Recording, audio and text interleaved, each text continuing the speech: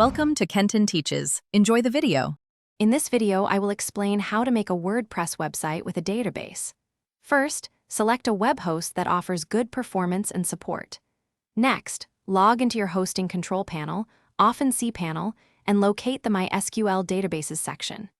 Here, you will create a new database and a new user, assigning all privileges to that user for the database. Remember to securely store these credentials for the next steps. Now, let's get the WordPress core files.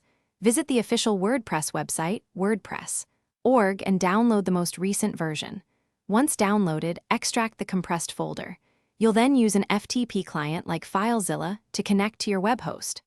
Upload all the extracted WordPress files into your public HTML directory or a subdirectory if you prefer. This process typically takes a few minutes, depending on your internet speed. This is a crucial step, connecting WordPress to your database. In the files you just uploaded, find wp-config sample, PHP, and rename it to wp-config, PHP. Open this file in a text editor. You'll need to input the database name, username, and password you created earlier into the designated fields. The database host is usually localhost, but confirm with your provider if unsure. Save the changes after entering your details. With the wp-config, PHP file updated, navigate to your website's domain in your web browser. WordPress will automatically detect the configuration and present you with the famous 5-minute installation screen.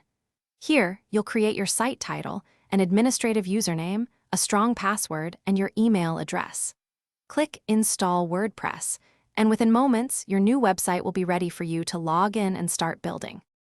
Thanks for watching. Please subscribe if this video was helpful.